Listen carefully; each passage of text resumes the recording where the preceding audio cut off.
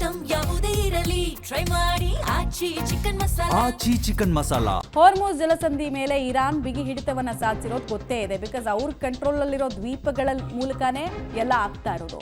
ಇತ್ತ ಜಲಸಂಧಿಗೆ ಹೊಸ ಹೆಸರನ್ನ ಡೊನಾಲ್ಡ್ ಟ್ರಂಪ್ ಇಟ್ಟಿದ್ದಾರೆ. ಅವ್ರ ಹೆಸರನ್ನ ಅವರೇ ಘೋಷಣೆ ಮಾಡ್ಕೊಂಡ್ಬಿಟ್ಟಿದ್ದಾರೆ. ಹಾರ್ಮೋಸ್ ಅಲ್ಲ, ಟ್ರಂಪ್ ಜಲಸಂಧಿ ಅಂತ ಟ್ರಂಪ್ ಕರೆದಿರೋದು.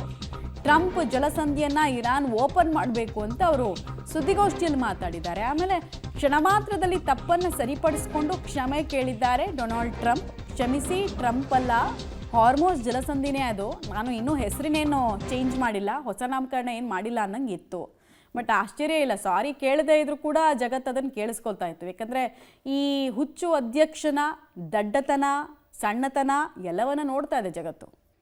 ಇಂಟೆನ್ಷನಲ್ ಆಗಿ ಹೇಳಿ ನಂತರ ಕ್ಷಮೆ ಕೇಳಿರೋ ಹಾಗೆ ಕಾಣಿಸ್ತಾ ಇತ್ತು. ಬಿಕಾಸ್ ಅಧ್ಯಕ್ಷರು, ಅಮೆರಿಕ ಅಧ್ಯಕ್ಷರಿಗೆ ತಾವೇನೇನು ಮಾತಾಡ್ತಾ ಇದ್ದೀವಿ, ಯಾವ ಶಬ್ದಗಳನ್ನು ಬಳಸ್ತಾ ಇದ್ದೀವಿ ಅನ್ನೋ ಪೂರ್ವ ಪ್ರಜ್ಞೆ ಅಂತೂ ಇದ್ದೇ ಇರುತ್ತೆ. ಇಲ್ಲದೆ ಅಂತೂ ಏನೂ ಇಲ್ಲ.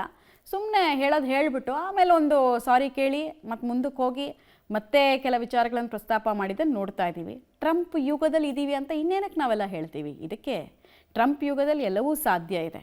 ನಾವೇನು ಇದು ಸಾಧ್ಯನೇ ಇಲ್ಲ ಅಂತ ಅಂದ್ಕೊಳ್ತೀವಿ, ಎಲ್ಲ ಸಾಧ್ಯ ಮಾಡಿ ತೋರಿಸ್ತಾ ಇದ್ದಾರೆ ಈ ವ್ಯಕ್ತಿ. ಇನ್ನು ಜಗತ್ತಿಗೆ ಇನ್ನು ಎಷ್ಟು ದೊಡ್ಡ ಗಂಡಾಂತರವನ್ನು ತರ್ತಾರೆ ಅನ್ನೋದನ್ನ ನೋಡಬೇಕು ಹುಚ್ಚು ಆದೇಶಗಳ ಮೂಲಕ.